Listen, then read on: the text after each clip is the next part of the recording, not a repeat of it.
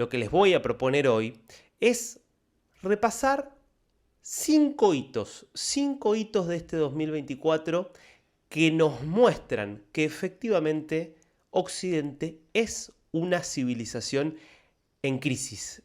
Esperemos que no sea una crisis terminal porque es una crisis muy, pero muy grave. De eso vamos a estar hablando en el programa de hoy, así que si les parece, empecemos con este repaso que para mí empieza prácticamente con el propio comienzo de este 2024, en enero, cuando hay una gran luz de alarma, podríamos decir, que se enciende en los campus universitarios, primero de los Estados Unidos. Esto después se iría esparciendo a lo largo de toda Europa. Habría también algún elemento en otras regiones del mundo, pero fue principalmente en Estados Unidos, secundado por Europa, que fueron las grandes protestas anti-israelíes. Protestas con un fuerte sentimiento antisemita, protestas con propuestas en algunos casos bastante insólitas, y era, por ejemplo, el hecho de había movimientos de LGBT por Palestina, es decir, movimientos que promovían, de sectores que promueven los derechos de las personas de diferentes diversidades sexuales, de diferentes orientaciones sexuales, y que se solidarizaban con una organización como Hamás, que tiene un largo historial de asesinar a las personas por tener una orientación sexual diferente a la que establece la Sharia. Como sabemos, Hamás se trata de una organización terrorista que pretende la aplicación radicalizada de la Sharia en todo lo que considera Palestina y que ya ejerce esa aplicación en el propio territorio de la Franja de Gaza. Organizaciones que abiertamente llamaban a un boicot contra Israel, que pretendían, más que un boicot contra Israel, contra la sociedad incluso israelí, pretendiendo que las universidades de los Estados Unidos rompieran relaciones con sus contrapartes israelíes, que no aceptaran más investigadores de Israel, en una movida que llevó a muchas instituciones, hay casos en Europa, casos en España, a efectivamente hacer lugar a estos pedidos y rechazar todo vínculo con Israel, aunque nos parezca increíble. Fueron en el caso de los Estados Unidos y sobre todo en el mes de enero y febrero, hasta 60 campus universitarios, recuerden esas imágenes, totalmente tomados en algunos casos durante casi un mes, donde no dejaban ingresar a los estudiantes judíos, por ejemplo. Muchos de ellos no los dejaban ingresar, tampoco a los profesores. Había algunas zonas de los campus que estaban vedadas. Era habitual ver banderas de Hamás, banderas de Hezbollah también presentes en esas manifestaciones. Era muy impresionante. ¿Y por qué lo decimos como un ejemplo de la crisis de Occidente? Bueno, porque lo que nos estaba mostrando justamente este hecho y esta serie de sucesos es que la élite intelectual más encumbrada de Occidente, es decir, aquellas que va a las universidades estadounidenses, que son las más prestigiosas, las más caras, las más exclusivas, esa élite que se está formando tiene posiciones abiertamente antisemitas, abiertamente contrarias al Estado de Israel, por el hecho de que Israel ejerce su derecho a la defensa y su derecho a atacar a aquellas organizaciones que desde otros territorios lo han atacado de la forma brutal en la cual Israel ha sido atacado antes, durante y después del 7 de octubre. Y lo interesante también de no solo la idea de que esa élite intelectual se solidariza entonces con los perpetradores del horror del 7 de octubre en vez de solidarizarse con las víctimas del horror del 7 de octubre, sino que es además una élite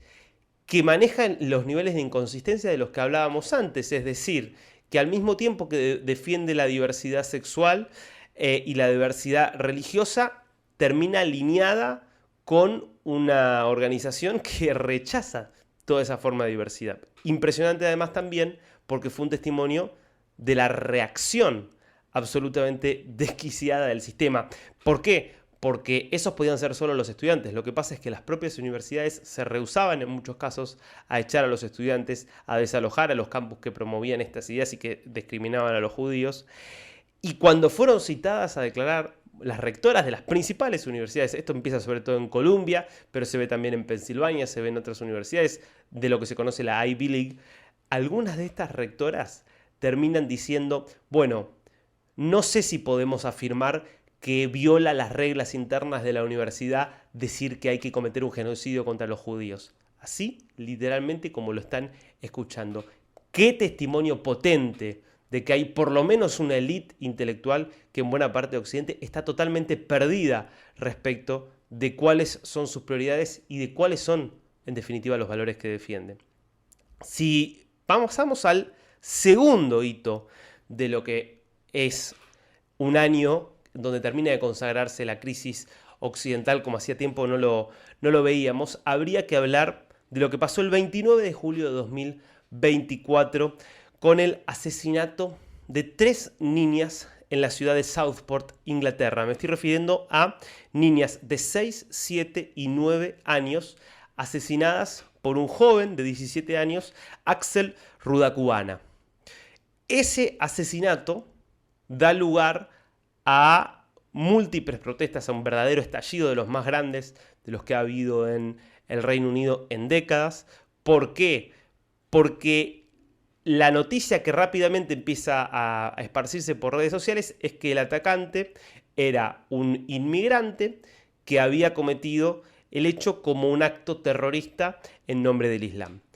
Esa noticia que viene de la mano de alguna manera a construirse sobre y a montarse sobre una serie de cuestiones que son reales en el Reino Unido, y es que ha habido un aumento muy fuerte de la inmigración y es que también ha habido un aumento muy fuerte de la delincuencia en muchas comunidades, donde hay muchas comunidades donde efectivamente hay grupos extremistas que pretenden imponer a la fuerza la Sharia y que desconocen en muchos casos la autoridad estatal, y que eso obviamente genera una sensación de descontento y desamparo en muchos sectores de la sociedad británica, y eso generó una respuesta violenta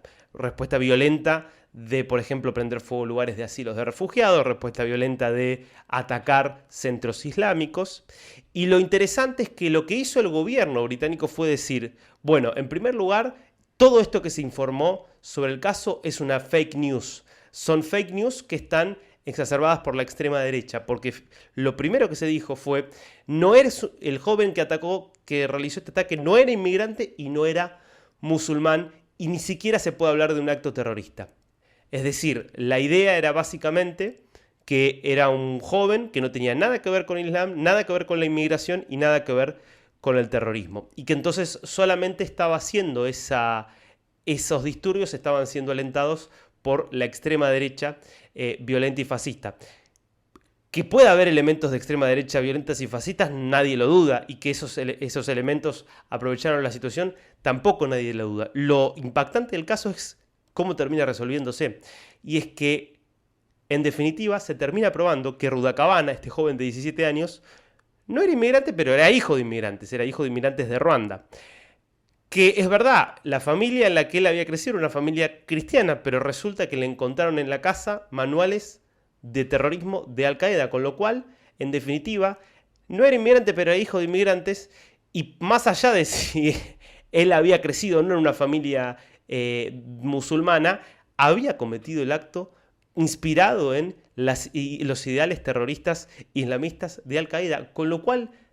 de falso tenía bastante poco la noticia que se había difundido. El gobierno falsamente dijo que todo eso era información errónea, y lo impresionante es que arrestó a miles de personas, condenó a más de 200 por los disturbios, a muchos de ellos incluso niños, y a muchas las personas las condenó por discurso de odio en las redes sociales. Es decir, se preocupó mucho más por no alentar la discriminación que por atender a la raíz del problema, que es un problema que evidentemente está afectando a toda Europa, que tiene que ver con que efectivamente hay cada vez más radicalización de parte de un sector de la comunidad islámica, además del hecho de que hay un problema por cómo ha aumentado de la inmigración irregular y cómo eso en muchos casos ha afectado la seguridad pública. Son datos estadísticos que el establishment político se decide a negar. En una línea muy similar está el tercer hito que marca la crisis de este 2024, que tiene que ver con las elecciones celebradas en Francia, elecciones parlamentarias. Aquí, hay que decirlo, las elecciones se celebraron primero el día 30 de junio, fueron elecciones anticipadas, porque no había que votar, no había necesidad de renovar el Parlamento, porque el Parlamento se renueva cada 5 años y la última vez había sido renovado en el año 2022, con lo cual recién en 2027, con las elecciones presidenciales, correspondía votar. Sin embargo, Macron había quedado muy golpeado después de las elecciones europeas que se habían celebrado el 9 de junio, en las cuales su partido había quedado en la tercera posición y la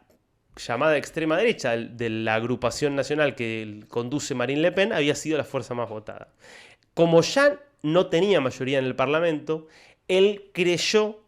que polarizando entre la extrema derecha y él, generando miedo a lo que implicaría un triunfo de la extrema derecha, él podría lograr en esas elecciones legislativas anticipadas tener un mejor número en el Parlamento y una posición más consolidada. Con lo cual convoca esas elecciones y pasa algo muy impresionante. Y es que efectivamente las elecciones se organizan en torno a evitar que gane Marine Le Pen. Una Marine Le Pen que efectivamente es heredera de un partido que tiene raíces neonazis como es el Frente Nacional que lideraba su padre, Jean-Marie Le Pen. Pero hay que decirlo, la propia Marine Le Pen se despegó de las ideas de su padre, se peleó con su padre, echó del partido a los principales elementos que tenían posiciones más extremistas, más xenófobas, y hoy tiene como uno de sus principales impulsores a Jordan Bardella, que es un inmigrante italiano que vive y que creció en uno de los banlieues, uno de los suburbios postergados que tienen las grandes ciudades francesas, y que es un joven que tiene poco que ver con la época de Jean-Marie Le Pen. Con lo cual, seguir planteando que es un partido más o menos neonazi es bastante inexacto. Y lo cierto e impresionante es que quien queda segundo en las elecciones europeas había sido, o uno de los partidos que termina recibiendo más votos, la Francia Insumisa. La Francia Insumisa, que sería la Francia del partido de extrema izquierda que lidera Jean-Luc Mélenchon, que llevaba como candidata a Rima Hassan, una joven de origen árabe que abiertamente hacía campaña planteando la idea de que desde el río hasta el mar Palestina tenía que ser libre, es decir, abiertamente pidiendo por la no existencia del Estado de Israel, desconociendo la existencia del Estado de Israel y reivindicando de forma más o menos explícita a las organizaciones terroristas que han hecho infinidad de ataques contra los israelíes y casi que con algunos elementos y comentarios hasta casi celebratorios de lo que había pasado el 7 de octubre de 2023. Frente a esa dicotomía, lo impresionante es que el Partido Socialista decide en la previa de esa primera vuelta del 30 de junio aliarse con la Francia Insumisa, es decir, esa centroizquierda que se supone que es democrática y liberal, con tal de evitar el triunfo de la extrema derecha que se presume una amenaza para la democracia, decide aliarse a una extrema izquierda que es contraria en todo sentido a los valores occidentales, porque es antisemita, abiertamente antinacionalista, abiertamente, uno podría decir, de extrema izquierda en muchos de sus planteos económicos, populista, chavista, si uno analiza muchos de los discursos que ha vertido Mélenchon, y sin embargo, es esa idea de que gane esa fuerza política se vuelve una amenaza menor para la centroizquierda que la posibilidad de que ganara la extrema derecha de Marine Le Pen. Bueno, lo cierto es que en esa primera vuelta vuelve a ganar el Frente Nacional, la agrupación nacional de Le Pen, perdón, es decir, la extrema derecha. Queda segundo el nuevo Frente Popular, que es la alianza de la izquierda, y queda tercero el partido de Macron. Y en Francia hay segunda vuelta en la mayor parte de los distritos, salvo en aquellos que se obtiene una ventaja muy importante. Y en esa segunda vuelta,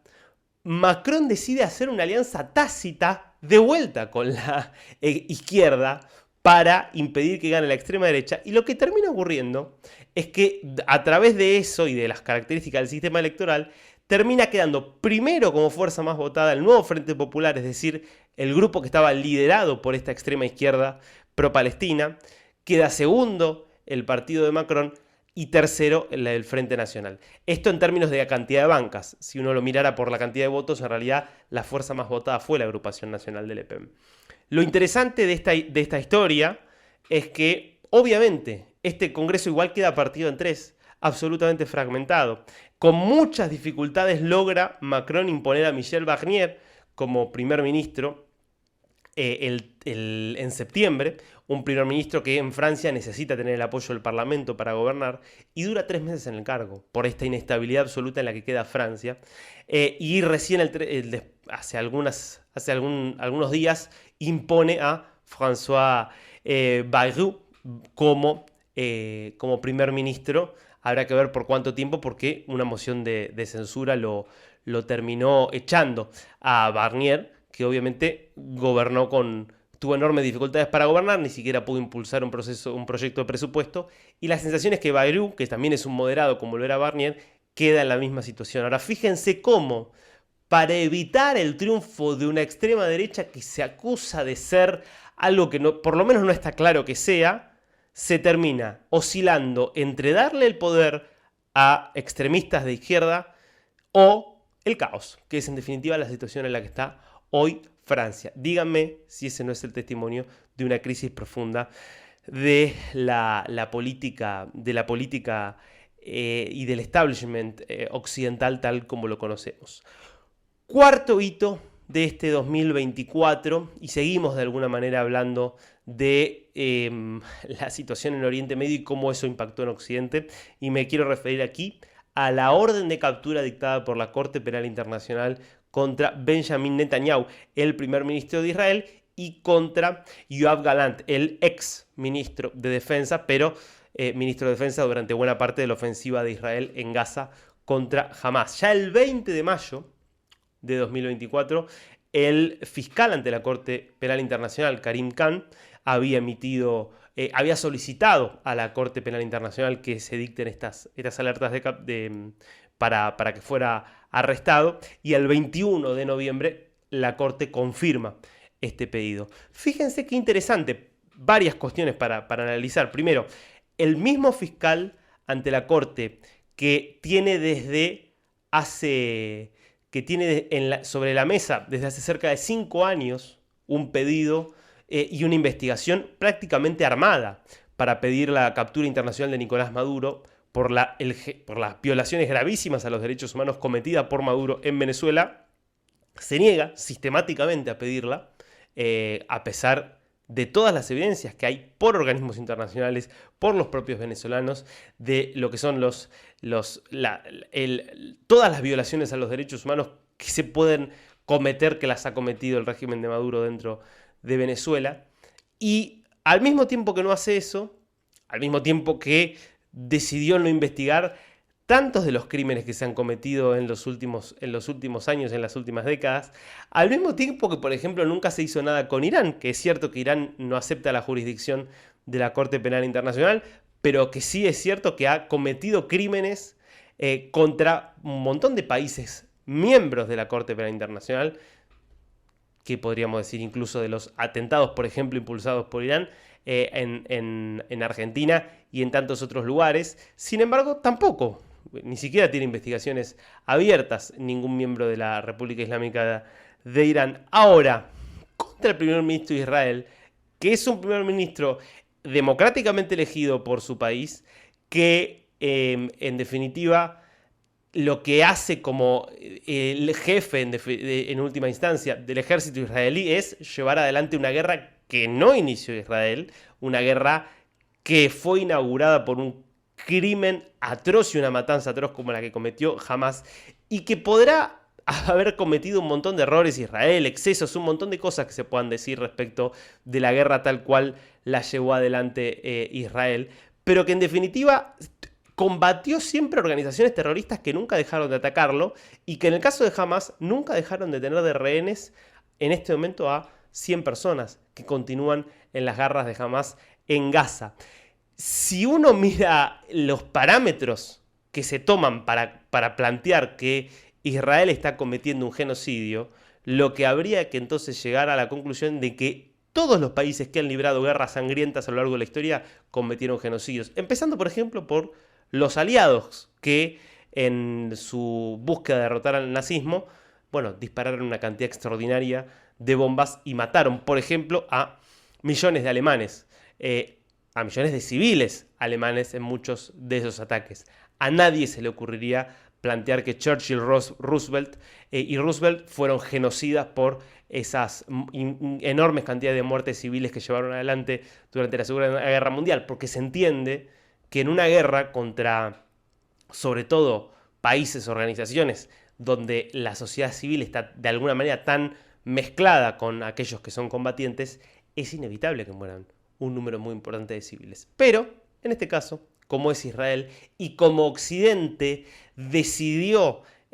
convertir a Israel en una especie de chivo expiatorio, bueno, se convierte el primer ministro israelí en, entonces, el primer líder de un país democrático y que lo que hizo fue, insisto, llevar adelante una guerra que no comenzó Israel, se convierte en el primero en tener una orden de captura de la Corte Penal Internacional. Una organización que surgió, se supone, por impulso de Occidente para defender valores occidentales y que termina justamente funcionando al servicio de aquellos que quieren destruir a Occidente. Y el último hito de nuestro recorrido, y con esto terminamos, el triunfo de Donald Trump en los Estados Unidos el 5 de noviembre de este año 2024. Y es el último hito, ¿por qué? Y bueno, porque es un testimonio evidente de esta crisis existencial en la que se encuentra Occidente desde todo punto de vista. Primero, por lo que implica Estados Unidos dentro de lo que es el mundo occidental, por lo que implica que haya ganado las elecciones un candidato que había perdido el intento de reelección 4 años atrás, que había sufrido 2 intentos de juicio político, que ya tenía una condena por el pago a una estrella porno para que no revelara la relación que ellos habían mantenido, que tenía 3 causas abiertas, una por tratar de impedir el triunfo de Joe Biden en las elecciones del año 2020, la otra causa por haber incitado el asalto al Capitolio el 6 de enero de 2021 y la tercera, entre otras cosas, por haberse llevado documentación clasificada cuando dejó la Casa Blanca en el año 2020. A pesar de que se trataba de una figura tan controvertida, ganó y ganó cómodamente. Lo que muchos creyeron, y es que el triunfo de 2016 había sido un error histórico, un accidente histórico, se confirma en 2024 como, bueno, efectivamente, la voluntad de muchas personas de repudiar esa política tradicional que tan bien representaba, por ejemplo, Kamala Harris, la candidata ideal, podríamos decir, para el establishment estadounidense, porque es étnicamente diversa, porque siempre tuvo un discurso políticamente correcto, porque siempre siguió los consejos de los expertos en campañas, adoptando discursos y adoptando hasta tonos y acentos según sus interlocutores, es decir, toda la lógica de esa política armada, profesionalizada y diagramada para simular empatía con el electorado, pero que termina mostrando una distancia realmente extraordinaria con los votantes, como se vio de hecho cada vez que Kamala Harris dio la sensación de que opinaba con algún grado más de libertad, expresando básicamente las mismas opiniones de lo que muchos llaman el universo woke, el universo de ese amor irrefrenable por las minorías que caracteriza a el discurso hoy de las élites universitarias y que tiene cabida principalmente en las grandes ciudades de los Estados Unidos. Un poco de alguna manera que esas élites cuyos hijos o ellas mismas que avalaron aquellas protestas estudiantiles de las que hablábamos al comienzo. Ese triunfo de Trump es el repudio, de alguna manera, a todo aquello y muestra que efectivamente hay una clase política que en Estados Unidos y en todo el mundo occidental está en crisis. Lo que nos queda hacia adelante, lo que nos queda como duda es, bueno, el triunfo de Trump y el triunfo de tantos otros líderes que como Trump dicen defender de forma enfática los ideales y los valores occidentales. ¿Es un freno a este declive occidental? ¿Puede empezar a contrarrestar este declive del que hablábamos? ¿O por el contrario, termina siendo la última etapa, quizás la etapa definitiva de un declive que sea ya irreversible? Porque lo que caracteriza a Trump, como también a muchos otros líderes de los que han emergido de estas nuevas derechas que